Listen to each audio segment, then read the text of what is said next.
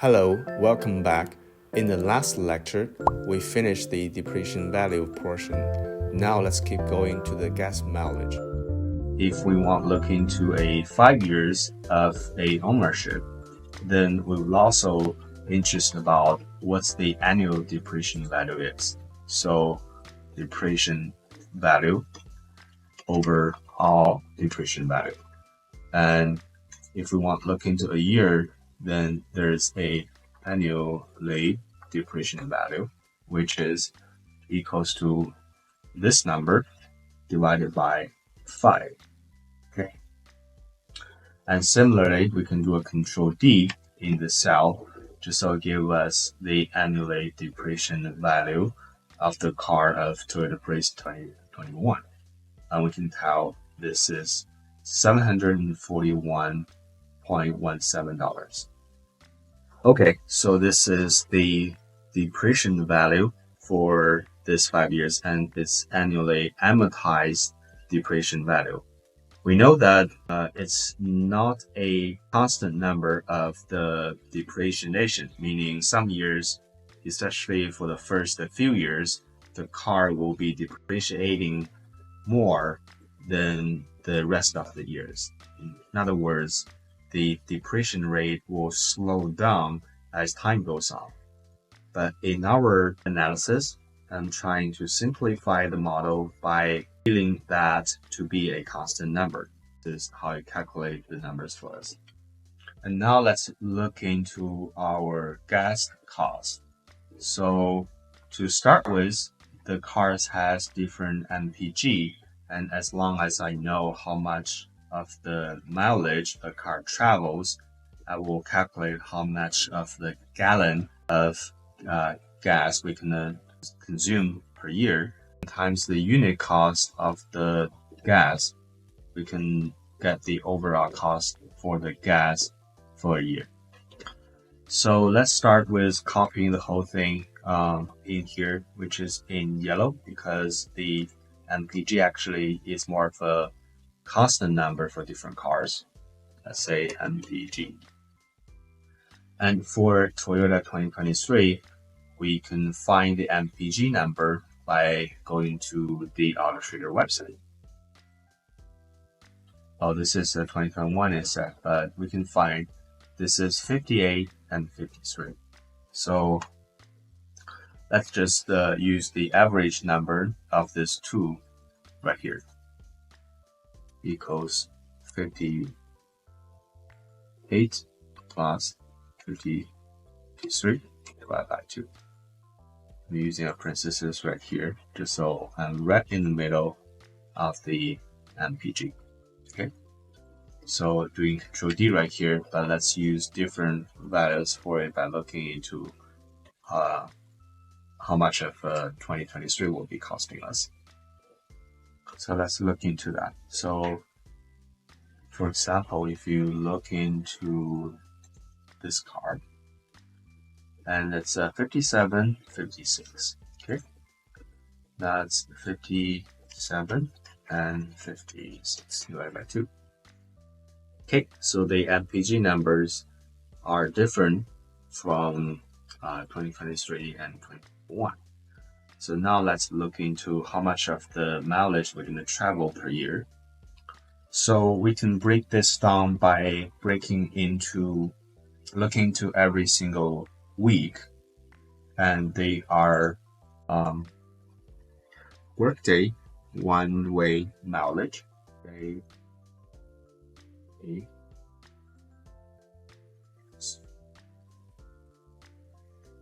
So for example, if you're commute for long distance and your workplace is 25.4 miles from your living place, I set this to be a number. Let's say 25.4, and it's the same number of the different cars, and you're looking into this by applying the same use case to them. And you know that every single workday you're gonna travel twice. So workday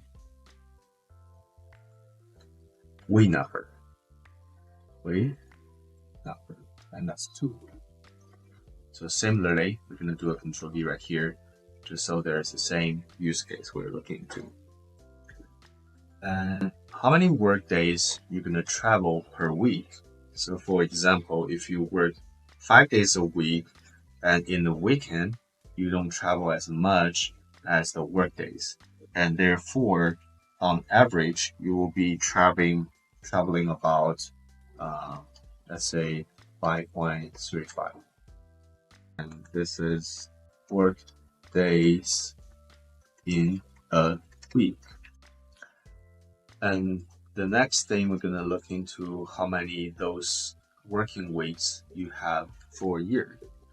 So from my experience, I don't drive as much in the holidays. So on average,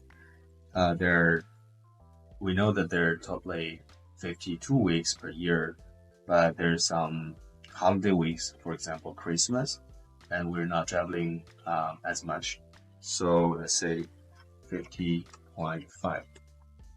Such a 50.5 driving weeks per year.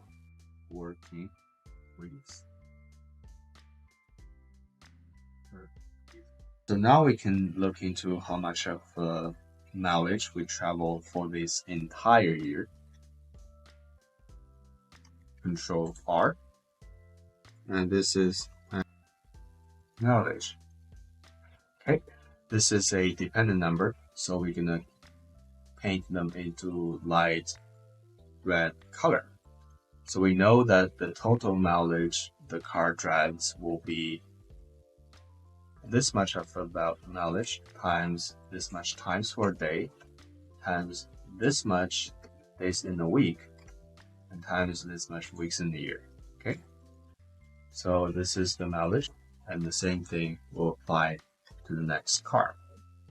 So now this is overall mileage it traveled, and now we can look into how much it cost us, or how much of the gallon the car will cost us. So control R right here. Total gas.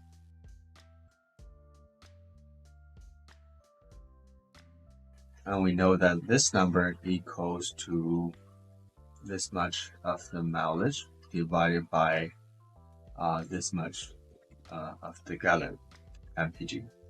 Okay, and control D right here. Because the definition for mpg is miles per gallon, and you are traveling this much of the mileage, and per gallon will travel you this much of the miles. And you use this number divided by this, then you get the total gallon of gas per year. Total gallon of gas per year. And now that's the interesting part, which is the gas price in your place. So let's copy a independent variable right here as a unit gas cost. $1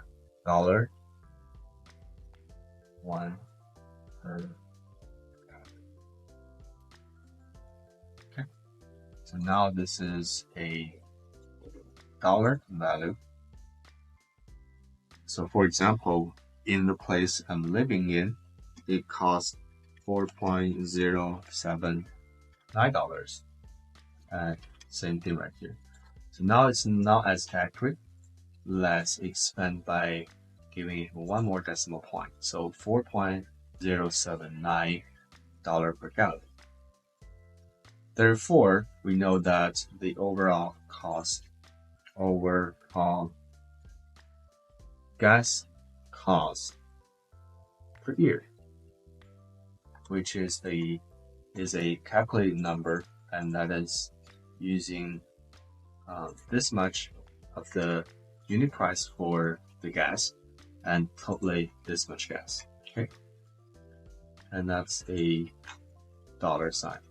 We don't need that much accuracy. So control D right here, then we can get the overall gas cost per year of this car. Okay. And even when we look into cars, there's some more costs, like the insurance costs, like the maintenance costs, and some of the critical parts replacement, such as the batteries for different cars that may happen in this 5 years. But let's assume that it's the same for all different cars that we're looking into today. So therefore, the depreciation value and the cost per year will be the only two variables we look into, and in terms of comparing the difference for these cars. So we can have our overall cost per year. Okay, so those number will be your depreciation value annually plus the gas cost, and we do a control D right here.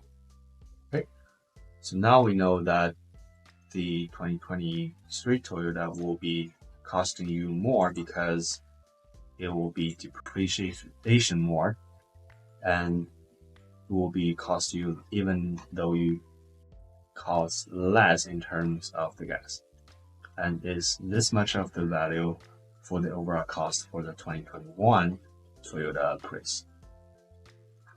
Let's take a pause here and we'll be talking about the data visualization in our next video. If you like the content, please help to hit the like button and subscribe. And I'll see you in the next time.